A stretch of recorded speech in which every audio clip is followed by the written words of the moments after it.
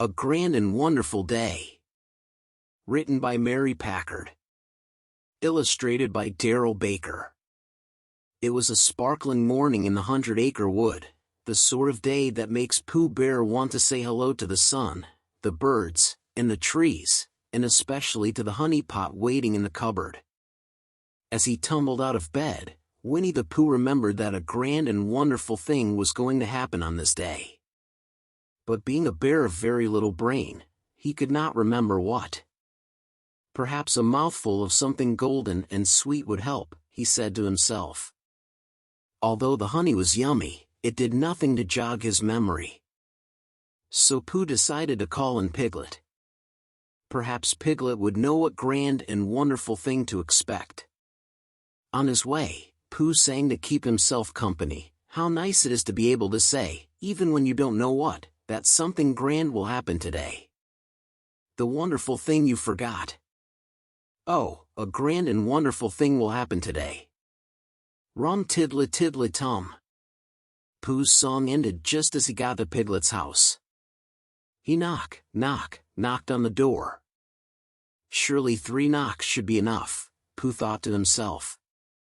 But he knocked once more for good measure. No one was home. Maybe Piglet has gone to visit Rabbit, said Pooh.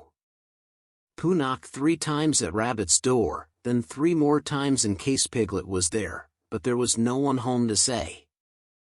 Hello, Pooh. We were hoping you would come along. Or better still. Hello, Pooh. We've been saving a little something for you just in case. Dear, muttered Pooh, scratching his head. Something grand and wonderful will happen today, but no one will know it but me. Things are always so much more grand and wonderful when your friends are there to share them, I always say. So Pooh Bear continued on to the sandy pit. He was hoping to find Roo playing there with Kanga watching over him, but when he arrived, there was no Kanga and no Roo. I know, thought Pooh. Kanga and Roo are probably sharing a tasty little something to tide them over until lunch. If that's the case, company will be just the thing.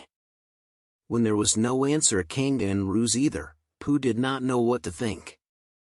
Suddenly, he saw bouncing something ahead. Pooh hoped that it would be his good friend Tigger, but the bouncing something turned out to be nothing more than some leaves swept by a breeze. By the time he got to Owl's treehouse, Pooh's tummy was beginning to grumble. Please, oh please let Owl be home, chanted Pooh as he knocked on the door and rang the bell at the same time. But by now, Pooh was really not surprised to find that there was no one home at Owl's house either. Now this was quite a lot of disappointment for one bear in one day, but Pooh refused to give up hope. He kept on walking until he arrived at the rather sad and boggy place where Eeyore lived. Eeyore! Oh Eeyore, where are you? But the little donkey did not answer. Bother, cried Pooh. What if instead of something grand and wonderful, something entirely different is about to happen today? Something sad and gloomy, for instance. What if everyone knows it but me? I'd better go to Christopher Robin's house at once, he'll know what to do. Pooh hurried through the 100-acre wood, up steep slopes and over a rocky stream. Thoughts of blustery days and a honey raid by heffalumps and woozles filled his head. By the time Pooh arrived at Christopher Robin's house, he had become quite upset, too upset to notice the colorful banner and balloons all about the yard. Christopher Robin, a sad and gloomy thing is about to happen. Pooh sputtered. I hope it hasn't happened already. Just as Pooh was relating his worries to Christopher Robin, Piglet and Rabbit and all the rest popped up to shout. Happy birthday, Pooh! Silly old bear, said Christopher Robin gently. Did you forget what day it is? I suppose I did, said Pooh. But I just remembered that no bear ever had such grand and wonderful friends. Of course, the honey cake with Pooh's name on it turned out to be rather grand and wonderful, too. The end.